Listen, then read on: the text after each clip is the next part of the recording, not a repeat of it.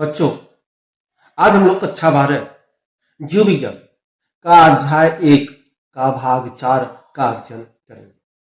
बच्चों, इसके पहले हम लोगों ने अध्याय 1 के भाग 3 तक अध्ययन कर लिया है और उसमें हमने अलैंगिक जनन के अनेक विधियों के विषय में अध्ययन किया है।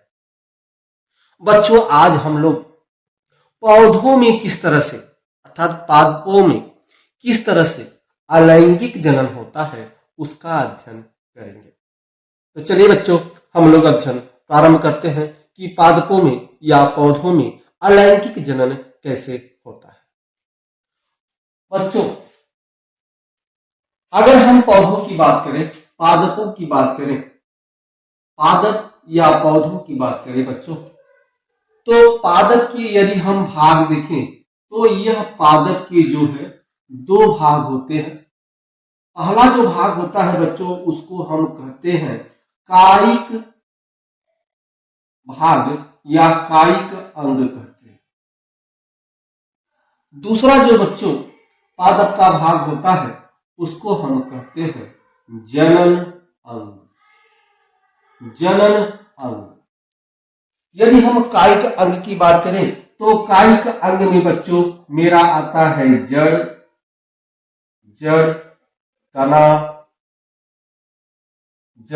तना, पत्ती।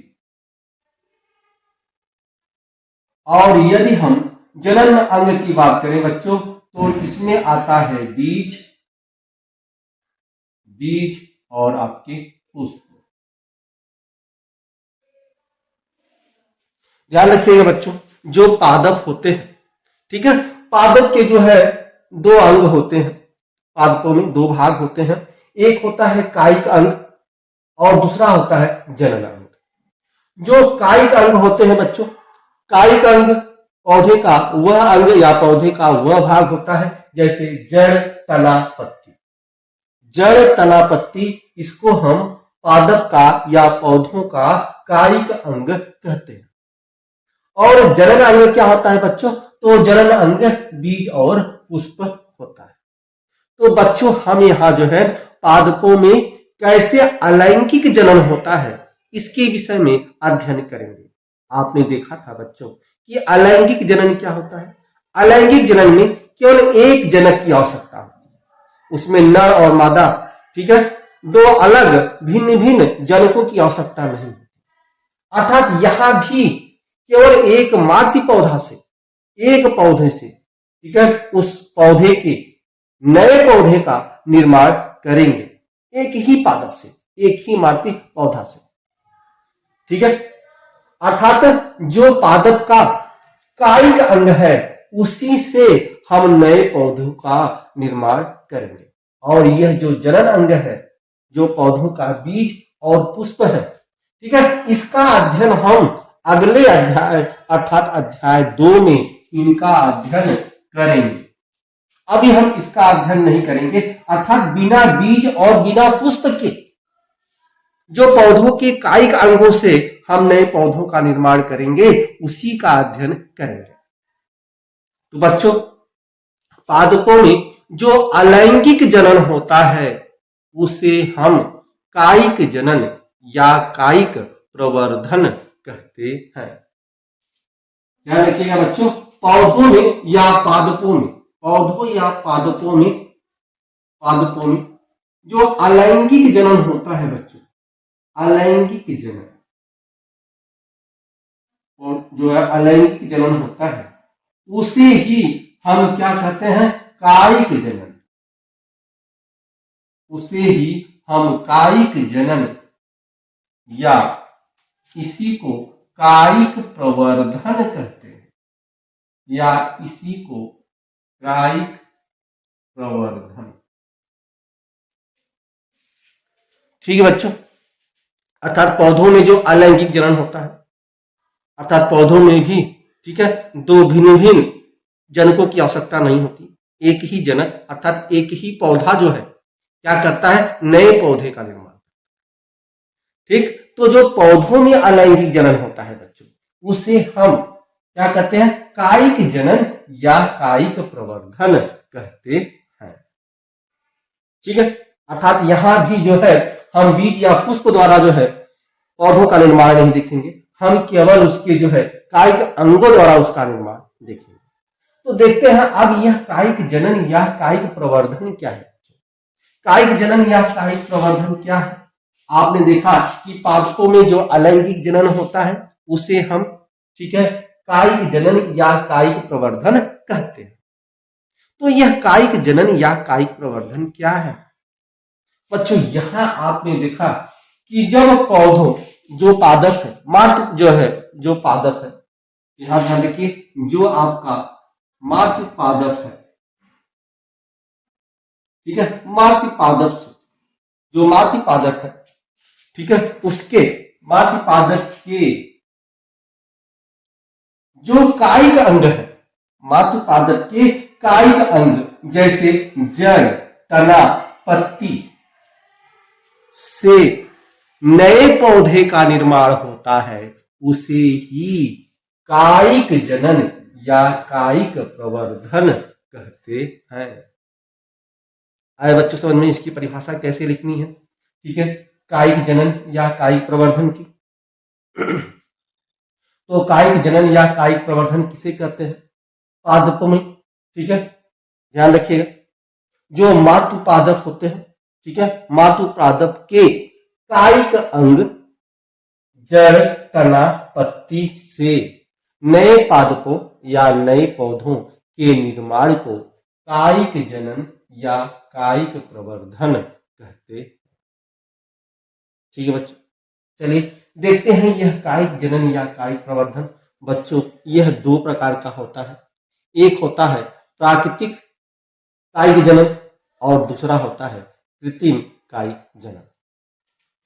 तो यह देखें, यह बच्चों जो है आपका यह कायिक जनन, यह दो प्रकार का होता है। एक आपका होता है प्राकृतिक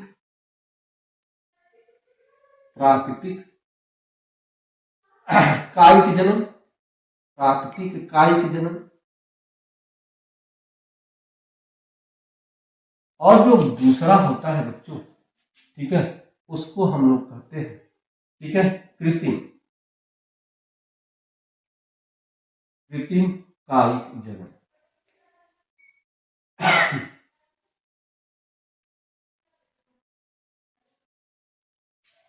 ठीक है, तो कायिक जनन बच्चों या कायिक प्रवर्धन दो प्रकार का होता है, एक प्राकृतिक कायिक जनन और दूसरा कृत्रिम कायिक जनन। तो यह प्राकृतिक कायिक जनन क्या है बच्चों? जब मातृ पादप के कायिक अंगों जड़, तना, पत्ती से स्वतः ही नए पौधों का निर्माण हो जाता है, तो उसे हम प्राकृतिक कायिक जनन कहते हैं। ठीक है, स्वतः ही हो जाता है बच्चों, इसमें स्वतः ही, ठीक है, ध्यान रखिए, स्वतः ही। प्राकृतिक कायिक जनन किसे कहते हैं? जब मातृ पादप के कायिक अंग जड़, तना, पत्ती आदि से स्वतः ही नए पौधों का निर्माण हो जाता है, तो उसे हम क्या कहते हैं? उसे हम प्राकृतिक कायिक जनन कहते हैं। अब बात करते हैं बच्चों कृत्रिम कायिक जनन क्या है। जब मातृ पादप के, ठीक है, कायिक अंग जड़, तना, पत्ती से मानव द्वारा नए पौधों का निर्माण किया जाता है, तो उसे हम कृत्रिम कायिक जनन कहते हैं, मानव द्वारा। ठीक है, इसमें मानव द्वारा जो आपका जो है कायिक जनन किया जाता है उसे हम कृत्रिम कायिक जनन कहते हैं। ठीक है, अब हम देखते हैं कि यह जो प्राकृतिक कायिक जनन है बच्चों, ठीक है, ये कई प्रकार से होता है। कृत्रिम जनन, कृत्रिम कायिक जनन भी कई प्रकार का होता है, लेकिन पहले हम देखते हैं कि यह प्राकृतिक कायिक जनन क्या है, उसके विषय में अध्ययन करते हैं। तो ये जो प्राकृतिक कायिक जनन है बच्चों, ये, ठीक है, यह कई प्रकार का होता है। ठीक है, यह आपका जो है होता है, पहले जो है जड़ होता है, जड़ आपने देखा जड़ द्वारा, ठीक है। दूसरा हम लोग देखेंगे, दूसरा जो होता है वह तना द्वारा है, तना द्वारा। और तीसरा जो हम देखेंगे, ठीक है, तीसरा तीसरा देखेंगे हम पत्ती द्वारा, तीसरा पत्ती द्वारा, ठीक है। तो जो प्राकृतिक कायिक जन्म जो स्वतः होता है, ठीक है, उसमें जड़ द्वारा भी होता है, तना द्वारा भी होता है और पत्ती द्वारा भी होता है। बच्चों आपके बोर्ड एग्जाम या अन्य कंपटीशन एग्जाम में, ठीक है, इसके उदाहरण खूब सारे पूछे जाते हैं, ठीक है। तो पहले हम जो है इसके उदाहरण देख लेते हैं और उसके बाद फिर इनका हम एक एक विस्तार से इनका अध्ययन करेंगे। तो चलिए, जो प्राकृतिक कायिक जन्म है उसमें पूछ दिया जाए कि जड़ का उदाहरण क्या है, ठीक है, या कोई नाम दे दिया, शकरकंद क्या है, जड़ है, तना है, ठीक है। इस तरह से प्रश्न आपके बोर्ड के एग्जाम में पूछता है, कहता है कि आलू क्या है, आलू जड़ है या तना है। तो ध्यान रखिएगा बच्चों, अभी तक जो है हम लोग आलू, अक्सर जो बच्चे हैं आलू को जड़ समझते हैं, लेकिन बच्चों आलू जड़ नहीं बल्कि आलू जो है तना है, एक रूपांतरित तना है। अभी तक जो है जहां तक जड़, तना और पत्ती की बात करें तो हम यही समझते हैं कि भूमि के अंदर जो पाया जाता है वह जड़ होता है, भूमि के ऊपर जो होता है वह तना होता है, प्ररोह होता है और पत्तियां होती हैं। लेकिन बच्चों ये सही नहीं है, ठीक है। जो हमारा तना होता है, ठीक है, जो ऊपर होता है, भूमि के ऊपर होता है, उसका क्या कार्य होता था, उसका कार्य होता था जल तथा लवण का अवशोषण करना, इस तने का काम होता था। लेकिन यहां पर हम देखेंगे जो तनों का रूपांतरित भाग है जिसका हम अध्ययन करेंगे उसमें तने का यह कार्य नहीं है। इसमें हम जो देखेंगे कि जल या लवण का अवशोषण करना, ठीक है, यह भूमि के अंदर होता है। तना देखेंगे भूमि के अंदर भी होता है और यह भूमि के अंदर जो है भोज्य पदार्थ उसमें संचित हो जाते हैं और भोज्य पदार्थ के संचित होने के कारण वह फूल जाते हैं, ठीक है। तो ध्यान रखिएगा बच्चों, आलू जो है तना है और शकरकंद क्या है, शकरकंद यह जड़ है। यह अधिकांश प्रश्न पूछा जाता है और बच्चे अक्सर गलत करके चले जाते हैं, तो ध्यान रखिएगा। तो जड़ का हम उदाहरण देखें, तो जड़ का अगर हम उदाहरण देखें तो जड़ का उदाहरण आपका है शकरकंद, शकरकंद, ठीक है। दूसरा आपका उदाहरण है सतावर का पौधा, दूसरा आपका उदाहरण है सतावर का पौधा और तीसरा जो इसका उदाहरण है बच्चों वह है डहेलिया, डहेलिया। ध्यान रखिएगा बच्चों, यह उदाहरण याद रखिएगा, ठीक है। शकरकंद, सतावर और डहेलिया यह तीनों क्या है, यह तीनों जड़ है। पूछ दिया जाए कि शकरकंद, सतावर या डहेलिया क्या है, तो यह तीनों जड़ है। चलिए अब हम बात करते हैं तने का। बच्चों अगर हम तना देखें, ठीक है, तो तना में जो है बच्चों, यह तना जो है दो प्रकार का होता है। देखेंगे यह तना जो है यह तो जड़ का हो गया बच्चों, ठीक है, जड़ हो गया। तना जो देखेंगे बच्चों, तो तना हम देखेंगे मुख्यतः तो तीन प्रकार से होता है, लेकिन जो है देखेंगे जैसे तना, पहला जो तना होता है वह भूमिगत तना होता है, वह भूमिगत तना, भूमिगत तना। दूसरा जो बच्चों होता है, ठीक है, वह होता है, यहां से देखें, दूसरा जो होता है वह होता है अर्धवायवीय, अर्धवायवीय, अर्धवायवीय तना। जो तीसरा होता है बच्चों वायवीय तना, वह इसी के अंतर्गत हम लोग पढ़ेंगे, ठीक है। तो हम देखते हैं कि जन्म तना जो है, देख रहे हैं कि भूमिगत तना भी होता है, अर्धवायवीय तना भी होता है और वायवीय तना भी होता है। तो यह जो भूमिगत तना होता है बच्चों, यह भूमिगत तना भी 4 प्रकार का होता है। भूमिगत तना, यह जो भूमिगत तना है बच्चों, यह 4 प्रकार का होता है। जो पहला प्रकार है बच्चों, ठीक है, वह होता है कंद, कंद, ठीक है। दूसरा जो प्रकार है बच्चों इसका, ठीक है, वह है प्रकंद, प्रकंद। तीसरा प्रकार जो बच्चों होता है वह होता है घन कंद, घन कंद। और जो चौथा प्रकार होता है बच्चों, वह होता है सल्क कंद, ठीक है। तो उसके संरचना के आधार पर, आकार के आधार पर जो आपका भूमिगत तना है, इसको 4 भागों में बांटा गया है, कंद, प्रकंद, घन कंद और सल्क कंद। सभी का उदाहरण पूछता है कि कंद का उदाहरण क्या है, प्रकंद तना का उदाहरण क्या है, घन कंद तना का उदाहरण क्या है, सल्क कंद तना का उदाहरण क्या है। तो सभी का पहले हम उदाहरण देखेंगे, उसके बाद इसका अध्ययन हम करेंगे। तो यह आपका भूमिगत तना था बच्चों। तो यह भूमिगत तना भी हमने देखा 4 प्रकार का होता है, कंद, प्रकंद, घन कंद और सल्क कंद। तो जो यह घन कंद होता है, कंद होता है बच्चों, इसका उदाहरण क्या होता है? तो इसका उदाहरण बच्चों होता है आलू। इसका उदाहरण क्या होता है? आलू होता है। अभी आपसे हमने कहा था कि आलू क्या है? आलू तना है। तो तना में कौन सा तना है? यह कंद तना है। ठीक है, कैसे आगे हम इसकी विषय में विस्तार से अध्ययन करेंगे। प्रकंद, प्रकंद का उदाहरण क्या है बच्चों? तो प्रकंद का उदाहरण आपका है अदरक, अदरक, हल्दी, अदरक और हल्दी। अदरक और हल्दी यह किसका उदाहरण है बच्चों? अदरक और जो है हल्दी यह प्रकंद का उदाहरण है। ठीक है, अब आते हैं घन कंद। घन कंद का उदाहरण क्या है बच्चों? तो घन कंद का उदाहरण आपका आता है अरंडी,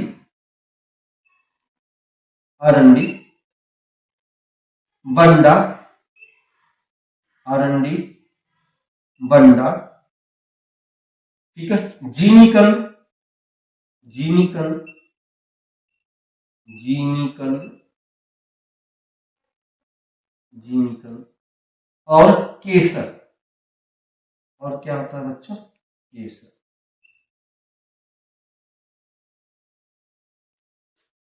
ठीक है बच्चों, यह आपका घन कंद का उदाहरण है अरंडी, बंडा, जीनीकंद और केसर। अब देखते हैं सल्ककंद। सल्ककंद का उदाहरण क्या है? तो सल्ककंद का उदाहरण है आपका प्याज, प्याज, लहसुन, प्याज, लहसुन, लहसुन, रजनीगंधा, रजनीगंधा।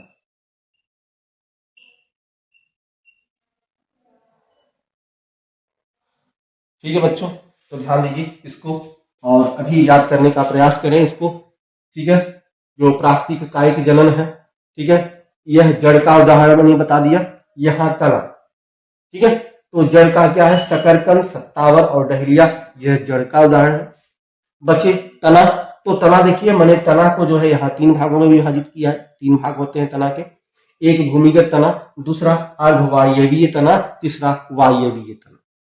तो जो भूमिगत तना होता है बच्चों, भूमिगत तना 4 प्रकार का होता है। पहला होता है कंद, प्रकंद, घन कंद और सल्क। जो कंद है उसका उदाहरण आलू होता है। प्रकंद, इसका उदाहरण अदरक और हल्दी होता है। घन कंद, इसका उदाहरण अरंडी, बंडा, जीनीकंद और केसर।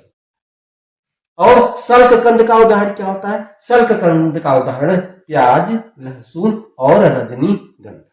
पहले इनके उदाहरणों को अच्छे से याद करेंगे। ठीक है, उसके बाद हम इसके विषय में विस्तार से पढ़ेंगे।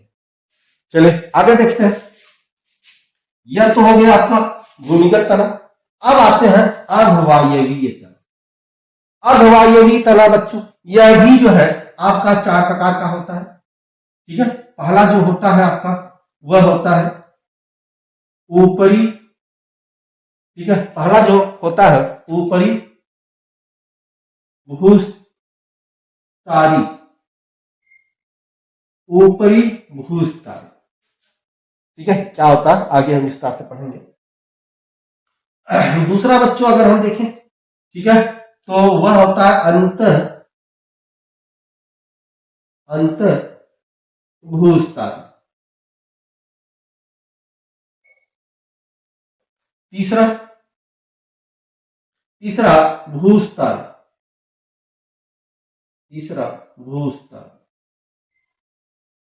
और चौथा भूस्तारी,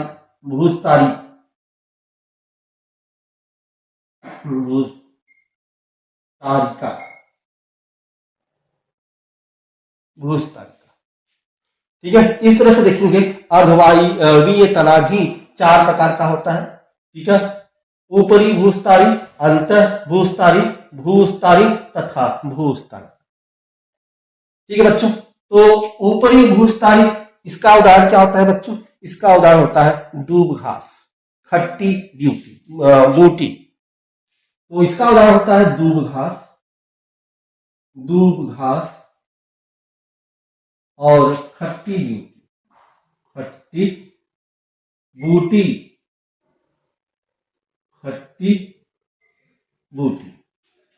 ठीक है, दूब घास और खट्टी बूटी, यह किसका उदाहरण है बच्चों? यह आपका ऊपरी भूस्तारी का उदाहरण है दूब घास। ठीक है, और आपका खट्टी बूटी। चलते हैं, अब जो है आपका अंतर्भूस्तारिका का उदाहरण क्या है? तो यह है उदाहरण पुदीना और गुलदाउदी। इसका उदाहरण है पुदीना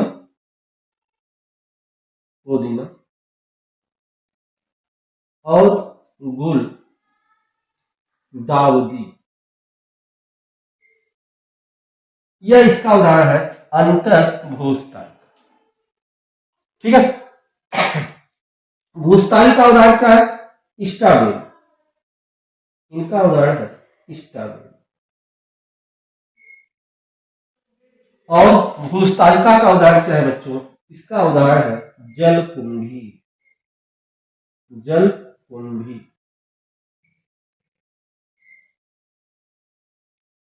इतना उदाहरण बच्चों आप अच्छे से याद करें। ठीक है, पहले तो हमने देख लिया, जड़ देख लिया, तना देख लिया। अब पत्ती का उदाहरण क्या है बच्चों? यहां पर हम पत्ती का उदाहरण भी देख लेते हैं। तो पत्ती का जो उदाहरण है वह है अजूबा। पत्ती का उदाहरण जो है अजूबा। ठीक है, तो हमने देखा कि कायिक जनन किसे कहते हैं। ठीक है, और कायिक जनन 2 प्रकार का होता है, प्राकृतिक कायिक जनन और कृत्रिम कायिक जनन। और प्राय जो है प्राकृतिक कायिक जनन किसे कहते हैं, इसको भी देखा। और प्राकृतिक कायिक जनन के, ठीक है, कितने प्रकार होते हैं यह भी मैंने देखा कि जड़ होता है, तना होता है, ठीक है, पत्ती होती है। तो जड़ कौन सा होता है? जड़, शकरकंद, सत्तावर और डहलिया, ये क्या होता है? जड़ होता है। तना देखिए, आलू क्या है? तना है। कौन सा तना है? कंद तना है। ठीक है, अदरक या हल्दी प्रकंद तना है। अरंडी, बंडा, जिमीकंद जो है केसर, घनकंद तना है। ठीक है, प्याज, लहसुन, रजनीगंधा, ये क्या है? सल्ककंद तना है। अब आते हैं अर्धवायवीय तना भी। ऊपरी भूस्तारी, इसका उदाहरण है दूब घास, खट्टी बूटी। अंतर्भूस्तारी, इसका उदाहरण है पुदीना, गुलदाउदी। भूस्तारी का उदाहरण है स्ट्रॉबेरी और भूस्तारिका का उदाहरण है जलकुंभी। बच्चों इसका स्क्रीनशॉट ले लें। ठीक है, अच्छे से इसको याद करें। चलिए इसको बच्चों आप अच्छे से याद करें। चलिए बच्चों, अब हम विस्तार से इसका अध्ययन करते हैं।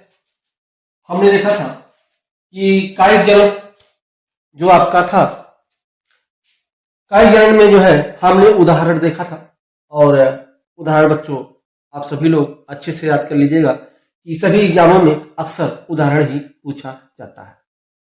तो जड़ हमने देखा था, जड़ के द्वारा जिन पौधों का निर्माण हुआ था उसका उदाहरण हमने देखा था कि शकरकंद, शतावर और डहेलिया। तो ये देखिए, यह जो आपका चित्र बनाया गया है, ठीक है, यह शकरकंद का चित्र है बच्चों, ठीक है। और यह देखिए, यह शकरकंद जो है क्या होता है, इसमें जो है यहाँ पर देखिए अपस्थानिक कलिका पाई जाती है, और यही अपस्थानिक कलिका, ठीक है, अपस्थानिक कलिका होती है, इसमें जड़ें भी निकलती हैं, और यही जो है अपस्थानिक कलिकाएं जो है नए पौधे का निर्माण करती है। ध्यान रखिएगा बच्चों, अक्सर कंफ्यूजन हो जाता है शकरकंद और आलू। शकरकंद आलू में कौन जड़ है कौन तना है? तो ध्यान रखिएगा बच्चों कि यह जो शकरकंद है यह बच्चों जड़ होता है, और आलू क्या होता है, आलू जो है तना होता है।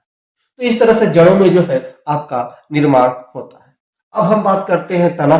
तना में मैंने देखा था पहले भूमिगत तना, और भूमिगत तना को मैंने जो है भूमिगत तना को मैंने देखा कि यह 4 प्रकार का होता है। पहला जो है कंद होता है, ये देखिए कंद, कंद का उदाहरण मैंने बताया था आलू, ठीक है।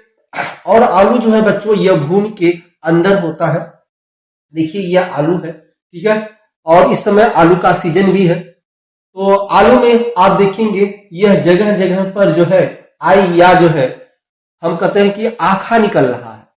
इस समय आलू बोने का समय है, ठीक है, आलू को जो है, तो इस समय आप आलू को देखेंगे तो आलू में जगह जगह जो है आखा, जिसको बोलते हैं आखा निकला हुआ है, ठीक है, सफेद रंग का आखा जो है निकला होता है, जिसको आई हम बोलते हैं, आंख बोलते हैं, ठीक है। और यह जो आई और आंख है, ठीक है, यह सल्क पत्रों द्वारा घिरा होता है, और इन्हीं सल्क पत्रों के अंदर होता है कक्षस्थ कलिका, और इस कक्षस्थ कलिका में वह क्षमता होती है जो नए पौधों का निर्माण कर लेता है। तो एक ही जो है आपका आलू का जो है एक ही पौधा अनेक पौधों का निर्माण कर सकता है। जैसे हम आपको दिखाएं तो यह आपका क्या है, आलू है। देखिए बच्चों यह आलू है, और आलू में देखिए यह क्या निकला हुआ है, यह जगह जगह क्या निकला हुआ है, आखा निकला हुआ है, आई निकला हुआ है, ठीक है। और यह जो आखा या जो आई है बच्चों, ये देखिए जगह जगह ये देखिए ये निकला हुआ है, और यह सफेद रंग का है बच्चों, ये सफेद रंग का, इसको अगर हम छोड़ दें, क्योंकि अनुकूल वातावरण है इस समय आलू के लिए, छोड़ देंगे, ये जो आखा है, ठीक है, यह बड़ा हो जाएगा, ठीक है। और इसमें जो है आपकी पत्तियां, इस तरह से इसमें पत्तियां जो है, जब हम भूमि के अंतर्गत जो है इसको हम अनुकूल वातावरण देंगे तो जो है इससे जो आपका आई जो आखा निकला है, जो यह सल्क पत्रों द्वारा बच्चों घिरा होता है, ठीक है। और इसी के अंदर होता है कक्षस्थ कलिका, जिसमें क्षमता होता है नए पौधे का निर्माण करने का। इस तरह से जो है पौधों में जो है आपसे जो है कंद का जो है वह नया पौधा निर्माण होता है। देखिए यह भूमि के अंतर्गत होता है बच्चों, और ये जो भाग है, यह भाग है क्या होता है, यह भूमि के अंदर जो है इसमें भोजन संग्रहित हो जाता है, जिस भोजन संग्रहित होने के कारण ही यह फूल जाता है। जबकि उसके पहले हमने तना का जो है कार्य पढ़ा था, ठीक है, या हम जानते हैं कि तना क्या करता है, तना जल और लवण का अवशोषण करता है। लेकिन इसमें जो आपका कंद है यह जो है तना का रूपांतरित भाग है, और यह क्या करता है, यह जो है जो इसका भूमिगत जो है तना है वह क्या करता है, यह भोजन संग्रह कर लेता है, और भोजन संग्रह करने के कारण यह फूल जाता है, ठीक है। तो इसमें जल और जो है लवण का अवशोषण नहीं होता, बल्कि जो तना होता है भूमि के अंतर्गत होता है, इसमें भोजन का संग्रह करता है, ठीक है। तो यह आपका आलू रहा। और आलू किसका उदाहरण है बच्चों, आलू पता है, तना का कौन सा, कंद, कंद का उदाहरण आपका आलू है। कंद के बाद हमने पढ़ा था प्रकंद, ठीक है, और प्रकंद का उदाहरण हमने देखा था क्या, अदरक देखा था, ठीक है, यह आपका अदरक है, ठीक है। अदरक और हल्दी, अदरक और हल्दी हमने इसका उदाहरण देखा था। इसमें भी ठीक आलू की तरह ही होता है, इसका भी जो है भूमि के अंतर्गत यह क्षैतिज जो है विकास करते हैं, और ये देखिए जगह जगह जो है यह है, यह जो है नोट्स कहे जाते हैं। क्या कहे जाते हैं बच्चों, नोट्स। यह जो बना हुआ गांठें, जगह जगह जो गांठें बनी रहती है हल्दी में, इसको हम नोट्स कहते हैं। और इसी नोट्स के अंदर जो है कक्षस्थ कलिकाएं होती हैं और यही जो है कक्षस्थ कलिकाएं नए पौधे का निर्माण करती है।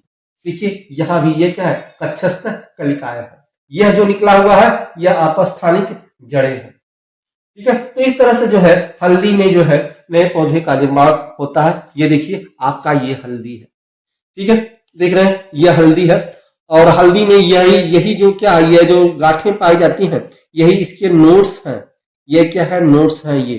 ठीक है, और इसी नोट्स में जगह जगह ये जो नोट्स पाए जाते हैं इसी में जो है क्या होता है, कक्षस्थ कलिकाएं होती हैं। और कक्षस्थ कलिका में आपको बता चुके हैं कि कक्षस्थ कलिका में नए पौधे को निर्माण करने की क्षमता होती है, जिससे नए पौधे का निर्माण आपका होता है।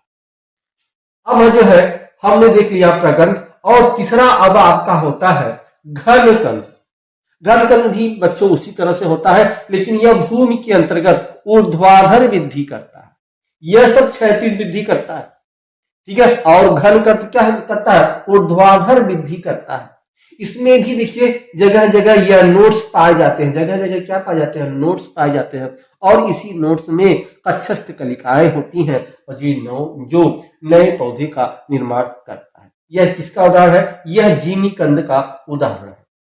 ठीक है, घनकंद का उदाहरण आपने देखा था कि जो है जिमीकंद है। ठीक है, अरबी है, बंडा है, केसर है, यह सभी जो है किसके उदाहरण है, घनकंद के उदाहरण। अब इसका जो है अंतिम आता है जिसको हम बोलते हैं सल्ककंद। सल्ककंद का उदाहरण आपने देखा था, प्याज देखा था। ठीक है, लहसुन आपने देखा था। यह किसका उदाहरण है, यह आपका सल्ककंद का उदाहरण है। देखिए बच्चों यह प्याज बनाया गया है। ठीक है, प्याज में देखिए अगर हम इन्हीं प्याज को खोल दें तो जगह जगह क्या होता है, देखिए यह सल्क होता है, प्याज का सल्क होता है। जो पत्तियां होती हैं वह पूरी तरह से सल्क के रूप में परिवर्तित हो जाती हैं। ठीक है, और जो है यही जो सल्क है इसी सल्क के अंदर जो है कक्षस्थ कलिकाएं पाई जाती हैं। ठीक है, और ये जो आपकी पत्तियां हैं जो है जो सल्क है वह क्या हो जाते हैं, वह रसेदार और गुद्देदार हो जाते हैं। यह जो पूरी तरह से जो पत्तियां हैं उनकी वह सल्क के रूप में जो परिवर्तित हो जाती है। प्याज की जो भी पत्तियां हैं सभी पत्तियां क्या है, सल्क के रूप में परिवर्तित हो जाती हैं। ठीक है, और यह जो है क्या होता है, यह रसेदार और गुद्देदार हो जाता है। और इसी के अंदर यह जो है इसी के अंदर जो है क्या पाए जाते हैं, कक्षस्थ कलिका पाई जाती है। ठीक है, और यही कक्षस्थ कलिका आपको पता है, कक्षस्थ कलिका में क्षमता होता है नए पौधे का निर्माण। ठीक है, अनुकूल वातावरण में आप देखेंगे यहाँ से प्याज से जो है हरे रंग की जो है सब जो है आपकी शाखाएं निकलने लगती है, जैसे यह आपका प्याज है। ठीक है, प्याज के अगर हम इस छिलके को छोड़े, ठीक है, यह जो आपका यह है बच्चों, यह परत जो है देखिए यह भूरा रंग का जो यह परत है, यह भूरा रंग का क्या है, आपका परत है प्याज का। तो यह जो भूरा रंग का परत है यही है आपका सल्क पत्र। ठीक है, यह पूरी तरह से सल्क पत्र क्या होता है, पूरी तरह से यह रसेदार हो जाता है। ठीक है, गुद्देदार हो जाता है और इसी के अंदर क्या होता है, कक्षस्थ कलिका होती है जो अनुकूल वातावरण में जो है नए पौधे का निर्माण करने की क्षमता रखते। तो हमने देखा तना, जो भूमिगत तना है उसके विषय में अध्ययन किया। चलिए अब जो है भूमिगत तना के बाद, ठीक है, हमने देखा कि कुछ और भी जो है तने होते हैं, तो यहां उसका उदाहरण बनाया गया है। ठीक है, तो यह देखिए एक आपका जो तना होता है वह ऊपरी भूस्तारी होता है। ऊपरी भूस्तारी, तो ऊपरी जो भूस्तारी जो है आपका तना है। ठीक है, देखिए मैंने आपको बताया था कि जो ऊपरी भूस्तारी है, ठीक है, उसका उदाहरण क्या है, उसका उदाहरण मैंने दूब घास बताया था आपको। ठीक है, या खट्टी बूटी मैंने आपका इसका उदाहरण बताया था। देखिए यह जो मान लीजिए यह दूब घास है। ठीक है, यह आपका दूब घास है और ये क्या है, यह मान लीजिए आपकी यह भूमि है। ठीक है, यह क्या है, यह आपकी भूमि है। तो जो दूब घास है बच्चों, दूब घास आप देखे होंगे, दूब घास क्या होता है कि दूब घास ये जो भूमि की सतह है, इसी भूमि की सतह पर भी इस तरह से जो है क्षैतिज वृद्धि यह करता है। इस तरह से यह क्षैतिज वृद्धि करता है दूब घास, भूमि के सतह पर ही, ठीक है। अर्थात यह जो दूब घास है बच्चों, यह जो दूब घास का तना ही, दूब घास का तना ही क्षैतिज रूप से इस तरह से वृद्धि करता है और यहां से नए पौधों का निर्माण करता है। और यह जो तना है जो भूमि पर क्षैतिज रूप से वृद्धि करता है, इसी तने को ही हम लोग कहते हैं ऊपरी भूस्तारी, ठीक है बच्चों, या इंग्लिश में इसको बोलते हैं रनर। तो रनर या भूस्तारी किसको कहते हैं? यह जो बच्चों इसका जो तना है जो भूमि के ऊपर क्षैतिज रूप से वृद्धि करता है, इसी को ही हम भूस्तारी जो है ऊपरी भूस्तारी या रनर कहते हैं, रनर कहते हैं, ठीक है। जो है ऊपरी भूस्तारी के बाद हम आपको बताए थे कि यह जो ऊपरी भूस्तारी है, जो आपका जो तना है जो भूमि पर जो है क्षैतिज वृद्धि करता है, जगह जगह उस पर पर्व संधियां पाई जाती है। क्या पाई जाती है? पर्व संधियां। और उसी पर्व संधियों से नए पौधों का विकास होता है। दूसरा प्रकार आपने देखा था अंतर्भूस्तारी। अंतर्भूस्तारी और ऊपरी भूस्तारी में क्या अंतर है? ऊपरी भूस्तारी में जो तना है वह जो है भूमि के ऊपर क्षैतिज रूप से वृद्धि करता है, लेकिन यह क्या करता है? यह जो तना है यह भी एक तना ही है, लेकिन यह तना भूमि के जो है ऊपर नहीं बल्कि भूमि के नीचे, इस तरह से भूमि के नीचे जो है क्षैतिज वृद्धि करता है। यह भूमि के नीचे करता है बच्चों, ठीक है। तो जो भूमि के नीचे जो है यह इस तरह से क्षैतिज वृद्धि करता है, ठीक है। भूमि के अंदर देखिए क्षैतिज वृद्धि करता है, इसे ही अंतर्भूस्तारी कहते हैं, ठीक है बच्चों। तो यह अंतर जो है भूस्तारी है, यह जो है भूमि की सतह पर क्षैतिज वृद्धि करता है। यह भूमि के अंदर भूमिगत, जिसको आप भूमिगत कह सकते हैं, यह भूमिगत वृद्धि करता है, इसी को हम अंतर्भूस्तारी कहते हैं। इसमें भी जगह जगह पर्व संधियां पाई जाती है, जिससे नए पौधों का निर्माण होता है। तीसरा उदाहरण आपने देखा था भूस्तारी। भूस्तारी जिसका उदाहरण आपने जो है स्ट्रॉबेरी देखा था, ठीक है। यह वायवीय वृद्धि करता है बच्चों। कैसी वृद्धि करता है? वायवीय। यह देखिए यह स्ट्रॉबेरी का पौधा है और यहाँ देखिए स्ट्रॉबेरी पौधा में एक पौधे से जो है जो तना है उससे जो है यह वायवी वृद्धि कर रहा है, और वायवी वृद्धि कर जो है यह भूमि के अंदर जो है जो इनकी जड़ें हैं, जड़ें निकलती हैं, ठीक है, अपस्थानिक जड़ें निकलती हैं और यहाँ से फिर नए पौधों का निर्माण होता है। तो यही जो है वायवी वृद्धि जो कर रहा है इस तरह से, ठीक है, इसी को हम भूस्तारी कहते हैं। इसका उदाहरण स्ट्रॉबेरी। अंतिम जो है आपका भूस्तारिका। भूस्तारिका क्या होता है बच्चों? यह जलीय पौधों में होता है, ठीक है। और इसमें जो है, ठीक है, क्या होता है? यह भूमि के अंतर्गत यह विकास करता है। ये भूमिगत पौधा होता है और इस पौधे का नाम है, आप लोग जानते होंगे, जलकुंभी, ठीक है। अगर आपके गांव के आसपास पोखरा तालाब होगा तो आप देखेंगे उसमें जलकुंभी, जिसको हम गणपात कहते हैं बच्चों, ठीक है। अपने भाषा में, देसी भाषा में हम लोग गणपात कहते हैं। यही गणपात आपका जलकुंभी है, ठीक है। देखिए यह शाखाएं होती हैं, यह उनकी जो पत्तियां हैं, जो शाखाएं, जो उनकी पत्तियां हैं, वही पत्तियां क्या करता है? यह भूमि जो है जल के अंदर जो है यह अपना विकास करते हैं, ठीक है। तो यह जल के अंदर इस तरह से, यह जो है जल के अंदर या जल की सतह पर इस तरह से जो है यह विकास करते हैं। और यह सल्क पत्र ही होता है। गणपात जो होता है वह सल्क पत्र होता है। सल्क पत्र जगह जगह जो है जल संग्रह करने के कारण जो है वो फूल जाता है, ठीक है, जल भर जाता है उसमें। और यह वृद्धि जो है जल की सतह पर या जल के अंदर इस तरह से करते हैं। और यह जो गणपात है बच्चों, या जो जलकुंभी है, यह इतना अधिक जिस जल में या जिस पोखरे में, जिस तालाब में यह होता है, इतना अधिक जकड़ लेता है या इतना अधिक विस्तार कर लेता है यहाँ पर, कि जिसके कारण जो है ये देखेंगे इतना अधिक ये विस्तार कर देता है कि इसे जो है कहा जाता है, माने कहीं कहीं जो है यह जानवरों के लिए, ठीक है, यह संकट पैदा कर देता है। इसमें जो भी जानवर इसके अंदर चला जाता है निकलना मुश्किल हो जाता है। इतनी अच्छी जो है यह पकड़ अपनी बना लेता है। ठीक है, तो इस तरह से, ठीक है, यह आपका जो है अंतिम रहा भू स्तरिका या जलीय पौधा। तो हमने प्राकृतिक जनन किस तरह से होता है, प्राकृतिक जनन किसे कहते हैं, कायिक अंगों अर्थात जड़, तना और पत्ती से जो स्वतः नए पौधों का निर्माण करते हैं उसे ही कायिक जनन कहते हैं और इनके भाग होते हैं। अब बच्चों हम अध्ययन करेंगे कायिक जनन के दूसरा प्रकार, ठीक है, जिसे हम बोलते हैं कृत्रिम कायिक जनन। चलिए बच्चों, अब हम इसके कृत्रिम कायिक जनन के भाग का अध्ययन करते हैं। और हमने देखा कि कृत्रिम कायिक जनन क्या है, जो मनुष्यों द्वारा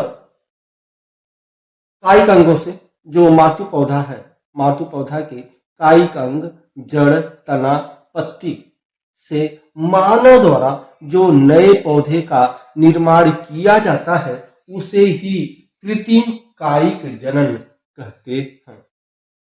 अब इस जो है कृत्रिम कायिक जनन में हम 4 विधियों का अध्ययन पढ़ेंगे, क्योंकि आपके सिलेबस में 4 विधि है, होते तो और भी विधि हैं, लेकिन आपके सिलेबस में 4 विधि है, तो हम इन 4 विधियों का अध्ययन करेंगे। चलिए बच्चों, पहला विधि है कलम विधि या कलम प्रक्रिया। कलम प्रक्रिया या कलम विधि में क्या होता है कि जो आपका पौधा होता है बच्चों, ठीक है, उस पौधे को हम क्या करते हैं, उसके टहनियों को बीच से तोड़ लेते हैं या काट लेते हैं और कहीं दूसरी जगह ले जाकर उसको मृदा में लगा देते हैं और वहां से नए पौधे का निर्माण हो जाता है। लेकिन बच्चों कभी कभी हम देखते हैं कि हम अपने अगल बगल से गुलाब या गुड़हल आदि की टहनियां तोड़कर तो ले आते हैं, मृदा में लगा देते हैं, लेकिन देखते हैं कुछ दिनों बाद वह सूख जाता है। क्यों सूख जाता है बच्चों? क्योंकि हमें एक चीज पता नहीं है बच्चों कि हमें जो टहनियां काटनी है या तोड़नी है उसको कहां से काटनी या तोड़नी है। बच्चों यह जो आपका पौधा है, ठीक है, ध्यान रखिएगा कि हमें टहनियां या पौधे, कलम, ठीक है, ध्यान रखिए यह जो दोनों है, इन दोनों टहनियों के बीच, मान लीजिए मैंने इसको जो है इस टहनी को काट दिया है, तोड़ दिया है, तो कलम वाली टहनी कौन सी कहलाएगी? यह जो हमने काटा है, ये हमने काटा है, ठीक है, इसको तोड़ा है तो यह कलम है, तो यही टहनी कलम की गई है। कलम करते समय या तोड़ते समय हम देखेंगे कि जो टहनी है उस टहनी पर पर्व संधियां है या नहीं, पर्व संधियां है या नहीं। अब पर्व संधियां क्या है देखेंगे बच्चों, ये टहनी और यह जो दोनों टहनी है, यह जो टहनी है, इस टहनी के जो यह है बगल में, ठीक है, छोटी छोटी पत्तियों जैसी जो है आपकी यह संरचना होगी, जिसे हम कहते हैं पर्व संधियां। यदि आपने जो टहनी काटा है उसमें पर्व संधियां है, ठीक है, तब तो नए पौधों का विकास होगा, अन्यथा नए पौधों का विकास नहीं होगा, वह कुछ दिन बाद वह टहनी सूख जाएगा। जैसे हम आपको दिखा दें, जैसे यह मान लीजिए यह एक जो है गुड़हल की टहनी है बच्चों, देखिए यह एक गुड़हल की टहनी है, ठीक है, और इस गुड़हल की टहनी में देखिए यह जो टहनी है, यह टहनी देखिए, इस टहनी पर यह छोटे छोटे, यहां देखिए आप ध्यान दें, यह छोटे छोटे क्या है, यहां देखिए यह छोटे छोटे पर्व संधियां हैं। ध्यान रखिए बच्चों, देखिए यह छोटे छोटे, यह क्या है, पर्व संधियां हैं। यदि आपके टहनी में यह छोटे छोटे यह पर्व संधियां रहेंगी तो यह टहनी जब आप जो है मृदा में लगाएंगे तो इससे नए पौधे का विकास होगा। छोटे छोटे देखिए पत्तियों जैसी यहां संरचनाएं हैं, ये देखिए छोटी छोटी, ये अच्छा यहां देखिए, ये ध्यान दें, यह टहनी, ये देखिए यह एक छोटी सी पत्ती आपको दिख रही है, इस पत्ती को हम हटा दें तो ये देखिए यह टहनी है, इस टहनी से यह छोटी पत्ती दिख रही है, ठीक है, तो यही क्या है, यही इसकी पर्व संधियां है। यहां देखिए यहां भी यह जो है आपको दिख रहा है, ठीक है, तो ये जो है आपका ये छोटी छोटी पत्तियां जो एक टहनी और दूसरे टहनी के बीच में जो छोटी छोटी पत्तियां होती हैं वही पर्व संधियां होती हैं बच्चों। तो जो आप टहनी जो है तोड़ेंगे या काटेंगे उसमें पर्व संधियां होना जरूरी है। यदि पर्व संधियां नहीं होगा तो उससे जो है नए पौधों का विकास नहीं होगा। ठीक है, तो यह आपकी पहली विधि है जिसको हम कलम प्रक्रिया विधि कहते हैं। इसमें कलम किसे कहते हैं? जो हम मुख्य पौधा था, ये आपका मातृ पौधा था, इससे मैंने जो टहनी तोड़ा या काटा वही टहनी जो है कलम टहनी कहलाती है। ठीक है, तो चलिए यह आप जो है गुलाब में कर सकते हैं, ठीक है, अड़हुल में कर सकते हैं, आदि में जो है यह कलम प्रक्रिया द्वारा जो है आप जो है नए पौधे का निर्माण कर सकते हैं। चलिए इसकी जो दूसरी विधि है उसको हम बोलते हैं दाब लगाना, दाब विधि। दाब विधि क्या है बच्चों? दाब विधि द्वारा जो है बच्चों हम स्वयं जो है, ठीक है, अपने घर के पास नींबू का पेड़ को हमने जो है दाब विधि द्वारा ही, ठीक है, एक नींबू के पौधों से हमने अनेक नींबू के पौधों का निर्माण किया है, उगाया है। ठीक है, तो यह जो दाब लगाना विधि है उसमें क्या करते हैं कि जो आपका पौधा होता है, यह मातृ पौधा होता है, क्या करते हैं उसके टहनी को हम मृदा में दबा देते हैं। मृदा में क्या करते हैं? दबा देते हैं। यदि उसकी टहनी बढ़ गई है तो उस टहनी को क्या करते हैं? मोड़कर जो है उस टहनी के ऊपर जो है मिट्टी रख देते हैं, मिट्टी से दबा देते हैं। ठीक है, या मिट्टी के अंदर जो है इसको क्या करते हैं? मिट्टी के अंदर इसको, इस टहनी को गाड़ देते हैं, दबा देते हैं। ठीक है, अब क्या होता है जब हम कर देते हैं तो अनुकूल वातावरण में क्या होता है, यह जो है आपने भाग दबाया है, इस भाग से, ठीक है, जो भाग दबाया है इससे जो है नए जड़ों का निर्माण हो जाता है। यह जो भाग दबाया है आपने, इस भाग से जो है जड़ निकलने लगता है, और फिर हम क्या करते हैं कि इस मुख्य पौधा से इस जड़ को क्या करते हैं, यहां से इसको काट लेते हैं, निकाल लेते हैं, इसको यहां से तोड़ लिए, काट लिए, और इस भाग को हम जो है माने इस भाग से क्या होगा, एक नए पौधों का निर्माण हो जाएगा। यहां से इस भाग को निकालकर आप कहीं दूर जाके मृदा में लगा देंगे, वहां भी इससे नया पौधों का निर्माण हो जाएगा। यहीं पर छोड़ देंगे, इसी से नए पौधों का निर्माण हो जाएगा। ठीक है, मैंने क्या किया था बच्चों, जो नींबू का पेड़ था मैंने इसको लगाया और यहां से नया पौधा हो गया। फिर मैंने क्या किया, फिर जो जब यह जो पौधा बड़ा हो गया, इस पौधे के टहनी को फिर हमने मृदा में दबा दिया। ठीक है, फिर वहां से जो है नए पौधों का निर्माण हुआ। इससे क्या हुआ कि यह वाला जगह मुझे खाली चाहिए था, यह वाला जगह मुझे थोड़ा खाली चाहिए था, और हम जो नींबू का पौधा था उसको हम खत्म नहीं करना चाहते। तो इसीलिए मैंने क्या किया कि मैंने जो है इस पौधे से एक नए पौधे का निर्माण किया, इससे फिर नए पौधे का निर्माण किया। जब 3, 4, 5 नए पौधों का निर्माण हो गया, तब हमने क्या किया, इस मातृ पौधे को यहां से निकाल दिया, जिससे हमें यह जमीन चूंकि मुझे चाहिए थी, यह भूमि मुझे चाहिए थी। ठीक है, तो यह भूमि जो है मेरे काम की हो गई, और नींबू का पौधा भी मेरा बना रहा। ठीक है, तो इस तरह से जो है दाब लगाना हम करते हैं। तीसरी विधि जो बच्चों है, ठीक है, उस विधि को हम लोग बोलते हैं रोपण विधि। यह रोपण विधि क्या है बच्चों, यह विधि थोड़ा महत्वपूर्ण है, ध्यान रखिएगा। रोपण विधि में क्या करते हैं, एक ही जाति के हम 2 नए किस्म के पौधों का इसमें रोपण करते हैं, एक उच्च जाति का, दूसरा निम्न जाति का।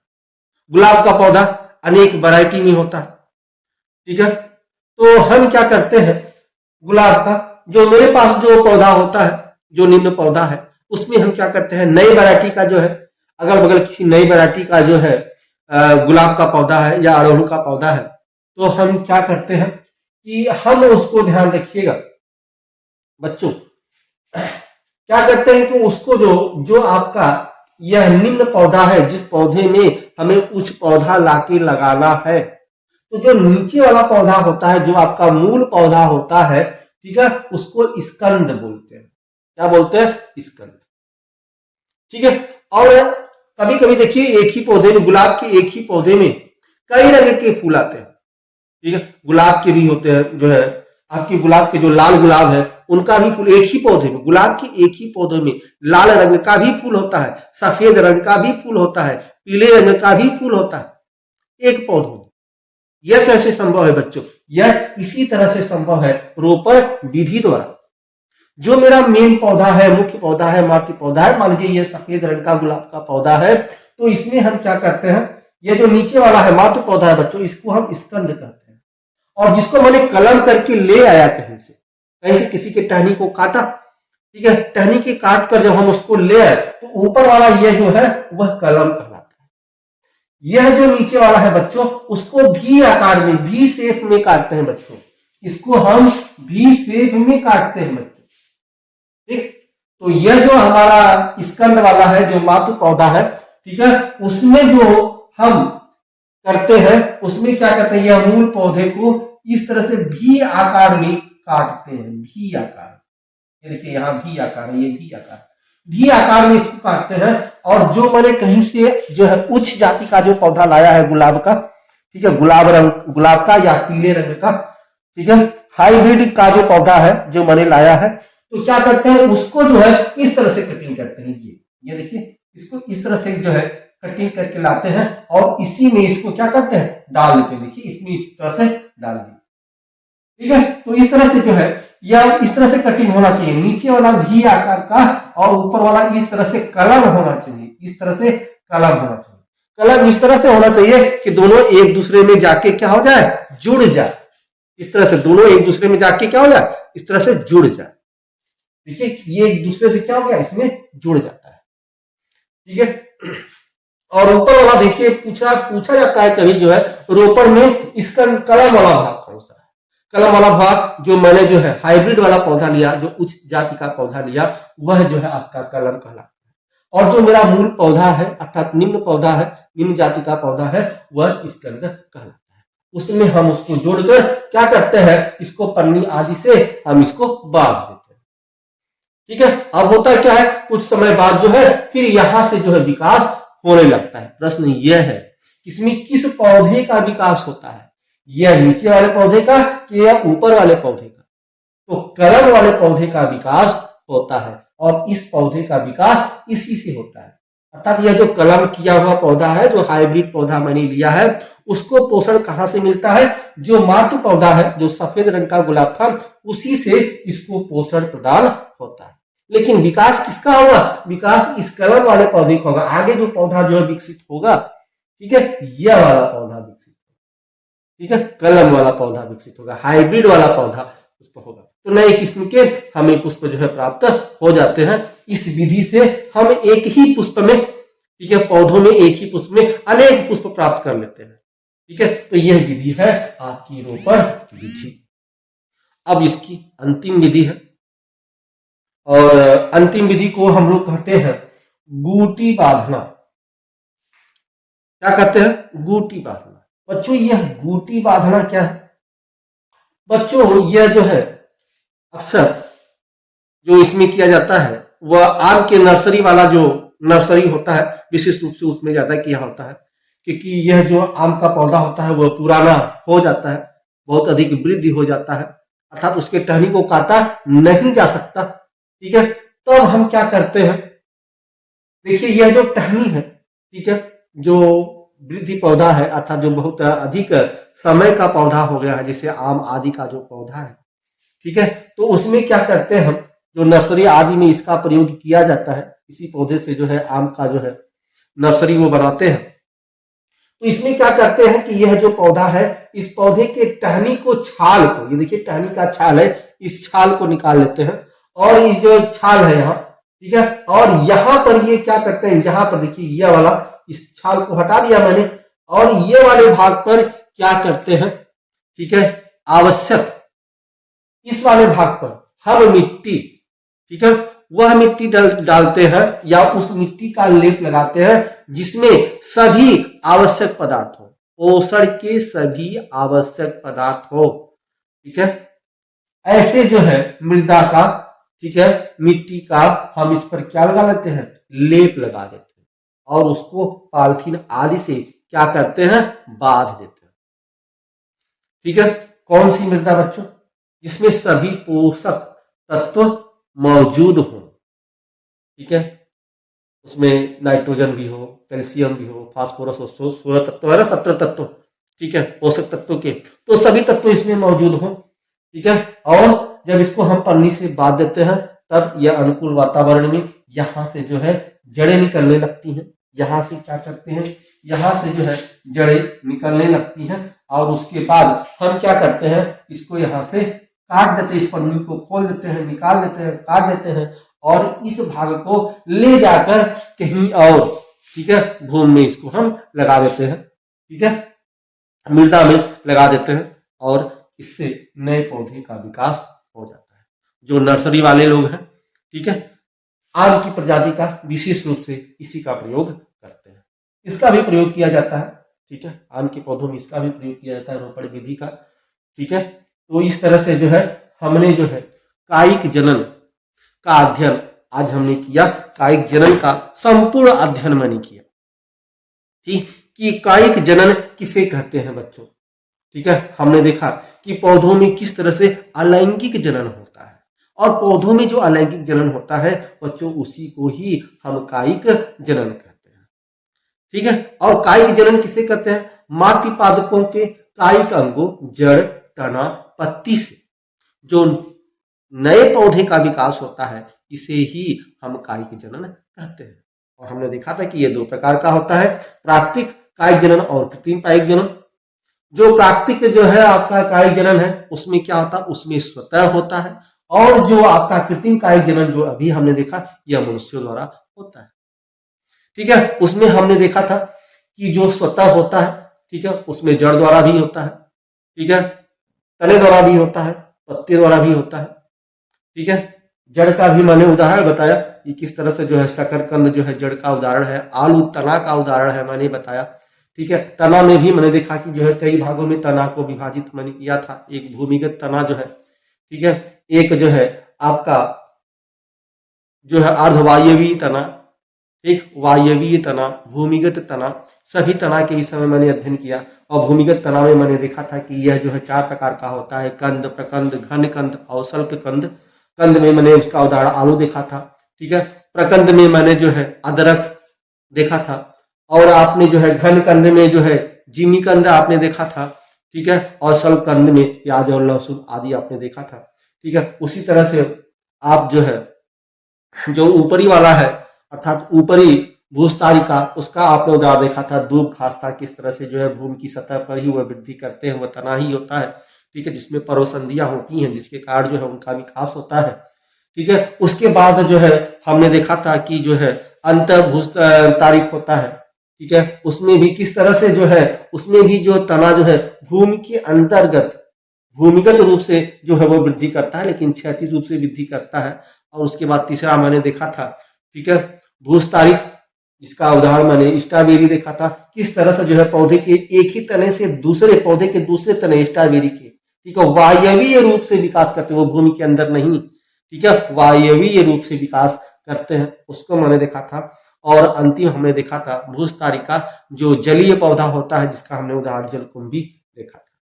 तो इस तरह से मैंने जो है प्राकृतिक जनन जो आपका था उसका अध्ययन किया था और जो है कृत्रिम कायिक जनन का भी मैंने अध्ययन किया। इस तरह से आज मैंने एक ही वीडियो में संपूर्ण रूप से कायिक जनन का अध्ययन कर लिया।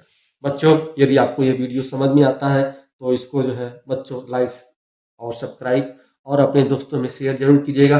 चलिए मिलते हैं आपसे हम अगले वीडियो में, तब तक के लिए बच्चों चलिए बच्चों यहाँ पर हम कायिक जनन के लाभ भी देख लें। हमने कायिक जनन के विषय में विस्तार से पढ़ लिया कि कायिक जनन किसे कहते हैं। कायिक जनन 2 प्रकार का होता है, प्राकृतिक कायिक जनन और कृत्रिम कायिक जनन।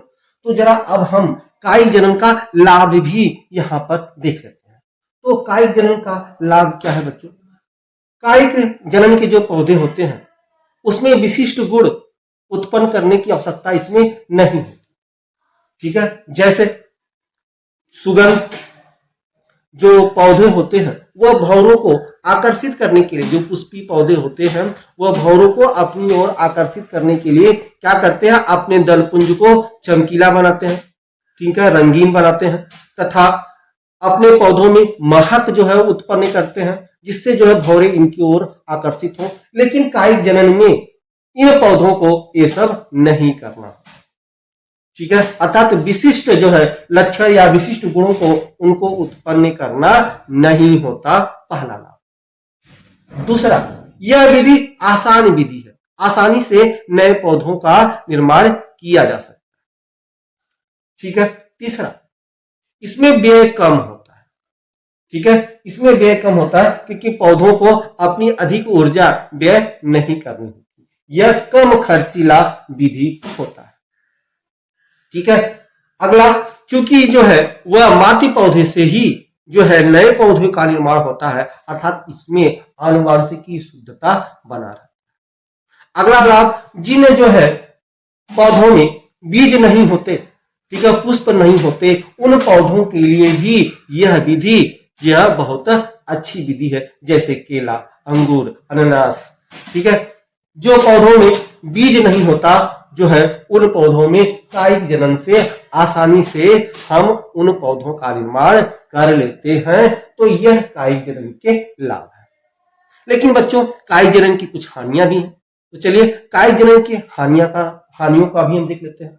क्योंकि कायिक जनन में, ठीक है, होता क्या है कि उसी मातृ पौधे से, ठीक है, हम नए पौधों का निर्माण करते हैं, अर्थात इस पौधों में विभिन्नता या वैरायटी नहीं पाई जाती। जो मातृ पौधा होता है ठीक उसी के समान जो है इसमें जो है गुण पाए जाते हैं। ठीक है। सबसे बड़ा तो ये, इसमें विभिन्नता नहीं पाई जाती। ठीक है, इसमें जो है विभिन्नता नहीं पाई जाती। चाहे तो अगर आप जो है नए किस्म की प्रजाति अलग अलग जो है पैदा करना चाहे, ठीक है, निर्माण करना चाहे, तो उसमें जो है इतना जो है आप नहीं कर पाएंगे, क्योंकि वह उसी पौधे से जो है इसका निर्माण करते हैं, तो वो अपने पौधे के समान ही होते हैं, आपको पता है। ठीक है। और इसमें जो हानियां है कि हानियां यह है, इसमें दो हानियां हमने देख लिया। ठीक है, कि चलिए दो हानियां बहुत है इसमें। ठीक है। अब हम कायिक जनन देख लिया। अब यहाँ जो है एक और छोटा सा टॉपिक बचता है। ठीक है, उसके विषय में भी हम लोग अध्ययन कर लें। और वह छोटा सा टॉपिक है आपका सूक्ष्म प्रवर्धन या ऊतक संवर्धन। यह क्या होता है बच्चों? इसमें जो है हम जो कायिक अंग होते हैं, कायिक अंग का कोई भी भाग लेते हैं। जैसे मैंने यहाँ पर जो है गाजर को लिया है, यह गाजर है। गाजर क्या है बच्चों?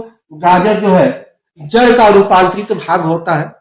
मैंने गाजर को लिया, ठीक है, और गाजर के एक छोटे सूक्ष्म माने इसके छोटे माने ऊतक को लिया, इसके सूक्ष्म भाग को लिया, इसके सूक्ष्म भाग को लिया, अर्थात जिसको हम ऊतक कहते हैं, यह ऊतक है, इसके सूक्ष्म भाग को लिया, जिसे हम ई प्लांट कहते हैं। ध्यान रखिएगा, गाजर का जो मैंने सूक्ष्म भाग लिया, सूक्ष्म ऊतक लिया, ठीक है, उस भाग को ई प्लांट कहते हैं। अब बच्चों इस प्लांट को हम एक संवर्धन माध्यम में इसको रख देते हैं। ठीक है, संवर्धन माध्यम है बच्चों, यह एक जलीय तत्व है। इसमें सभी पोषक तत्व, ठीक है, इसमें रहता है जो इस जो है ई प्लांट को जरूरत होता है, आवश्यक जो है पोषक। और आपने पढ़ा है कि 17 प्रकार के जो है पोषक होते हैं। आपका नाइट्रोजन होता है, कैल्शियम होता है, मैग्नीशियम होता है, आदि होता है। तो सभी जो है पोषक तत्व इसमें मौजूद होता है। इस तरह से जो है संवर्धन माध्यम बनाया जाता है। और यह जो आपका जो है ई प्लांट है, यह इसी माध्यम से अपना पोषक प्रदान करता है और इससे बनता है कैलस। यह जो आपका जो है यह ऊतक है, अनेक ऊतकों का समूह बना लेता है ये। ठीक है, पोषक माध्यम से, पोषक से जो इनका पोषक ग्रहण करके यह अनेक कोशिकाओं का एक समूह बना लेता है, जिसको हम कैलस कहते हैं। अब कैलस के बाद जो है इनके पास दो ऑप्शन बचते हैं। ठीक है, दो चीजें हो सकती हैं। एक, चाहे तो यह भूड़ का निर्माण कर रहे, ठीक है, यदि यह भूड़ का निर्माण कर रहे हैं बच्चों, ठीक है, तो यदि भूड़ का निर्माण कर रहे हैं तो भूड़ के जो है इनसे भूड़ बनता है। भूड़ से जब इनका निर्माण होता है तो इसमें जो है मूलांकुर और प्रांकुर बनता है। मूलांकुर और प्रांकुर, पता है बच्चों कि मूलांकुर से जड़ का निर्माण होता है, ठीक है, और प्रांकुर से इनके तने का निर्माण होता है। तो यह जो भूड़ बना, इस भूड़ में क्या हो गया, जो है मूलांकुर और प्रांकुर अर्थात जड़ और तने का विकास हो जाता है इस तरह से। और इस तरह से जो है हमें एक नया पौधा प्राप्त हो जाता है। देखिए यहाँ तने का विकास हो गया और यहाँ जड़ का विकास हो जाता है। इसमें यह जड़ का विकास हो रहा है, यह आपके तने का विकास हो रहा है। इस तरह से जो है सूक्ष्म प्रवर्धन या ऊतक जो है द्वारा हम जो है नए पौधों का निर्माण करते हैं। बच्चों आपसे मैंने कहा कि यहाँ दो ऑप्शन है कैलिस के पास, ठीक है। कैलिस के बाद या तो भ्रूण का निर्माण करेगा, यदि वह भ्रूण का निर्माण नहीं करता है, प्ररोह का निर्माण करता है, तने का निर्माण करता है, तो क्या होता है, जब तने या जो है प्ररोह का निर्माण करता है तो वह विकसित होकर उसमें जो है उस तने में जड़ का भी विकास हो जाता है, जड़ का भी निर्माण हो जाता है और नए पौधे का निर्माण हो जाता है। तो इस तरह से आपने देखा कि सूक्ष्म प्रवर्धन द्वारा भी जो है हम जो है क्या करते हैं कि किसी भी पौधे के किसी भी कायिक अंग, जड़, तना या पत्ती को हम लेकर क्या करते हैं, हम जो है इनका निर्माण कर लेते हैं इस तरह से, ठीक है। और कायिक अंग में मैंने जो है पढ़ा, शायद एक भाग छूट गया है उसमें, कायिक वाले में मैंने जड़ पढ़ा था, ठीक है, तना पढ़ा था, पत्ती हमने नहीं पढ़ा था शायद, तो पत्ती का हमने अध्ययन कर ले। तो पत्तियों से ही जो है आपका निर्माण होता है। जैसे पत्तियों से जो आपका उदाहरण है वह अजूबा है। अजूबा का पौधा आप लोग जो है आप लोग के अगल बगल घर में होगा, ठीक है। इस तरह से अजूबा का पौधा होता है बच्चों, यह अजूबा का पत्ता है और अजूबा के पत्ते में जगह जगह इस तरह से खांचे कटे रहते हैं। इस तरह से जगह जगह खांचे इनमें कटे रहते हैं, जगह जगह इसमें खांचे कटे रहते हैं ऐसे, ठीक है। इस तरफ भी इस तरह से खांचे कटे होते हैं।